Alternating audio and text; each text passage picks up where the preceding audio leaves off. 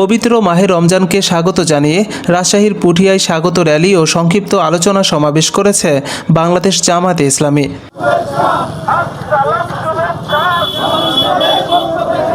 28 ফেব্রুয়ারি শুক্রবার বিকেলে পুঠিয়া উপজেলা জামাতে ইসলামীর ব্যানারে পবিত্র মাহে রমজানের পবিত্রতা রক্ষা, দ্রব্যমূল্যের ঊর্ধ্বগতি হ্রাস এবং রমজান মাসে দিনের বেলায় হোটেল রেস্তোরাঁ বন্ধের দাবিতে স্বাগত র্যালিতে যোগদান করে জেলা ও উপজেলা জামাতে ইসলামীর নেতাকর্মীরা। র্যালিটি শহরের উপজেলা বাজারের প্রধান সড়ক প্রদক্ষিণ করে উপজেলা মডেল মসজিদে এসে শেষ হয়। র্যালিটিতে নেতৃত্ব দেন উপজেলা জামাতে ইসলামীর ভারপ্রাপ্ত আমির মাওলানা শহীদুল ইসলাম।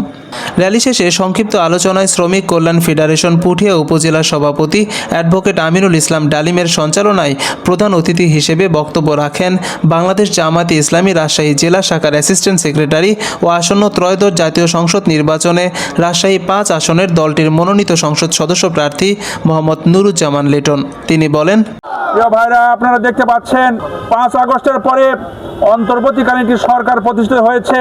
এই সরকারকে আমরা যৌক্তিক সময় দিতে চাই।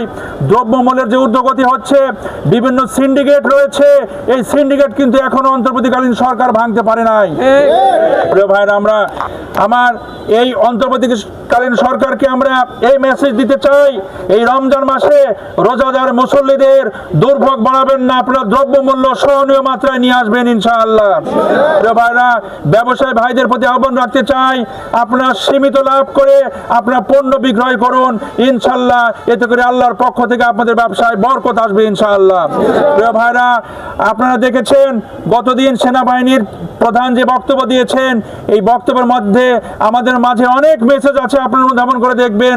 সামনে আমাদের কিন্তু কঠিন সময় আছে, আমাদের ধৈর্য ধারণ করে রমজান মাসের তাকওয়ার গুণাবলী অর্জন করে আমাদের সীসাডালা প্রাচীরের মতো শক্ত অবস্থান নিতে হবে, যাতে করে সকল প্রকার ষড়যন্ত্র আমাদের উপরে কোনোভাবে আঘাত হানতে না পারে ইনশাআল্লাহ। আগামীতে আমরা ইনশাআল্লাহ বাংলাদেশে প্রচলিত গণতান্ত্রিক পদ্ধতি রয়েছে, এই গণতান্ত্রিক পদ্ধতির মাধ্যমে কিন্তু আমরা আল্লাহর আইন এবং সৎলোকের শাসন প্রতিষ্ঠা করতে চাই। সেক্ষেত্রে সংখ্যাগরিষ্ঠ মানুষের সমর্থন প্রয়োজন। আপনারা এই রমজান মাসে সারা পুঠিয়ার আনাচে কানাচে পাড়া মহল্লায় সব জায়গায় আপনারা মসজিদে ইফতার মাহফিলের আয়োজন করবেন, তাকওয়ার গুণাবলী অর্জনের জন্য আপনারা নসিহত করবেন, সমস্ত মানুষকে আপনারা সংগঠিত করবেন ইনশাআল্লাহ। সামনে যে ব্যালটের যুদ্ধ আসছে, এই যুদ্ধে ইনশাআল্লাহ আমাদের বিজয়ী হতে হবে, নাহলে কিন্তু আমাদের অস্তিত্ব প্রশ্নের সম্মুখীন হবে। ভাইরা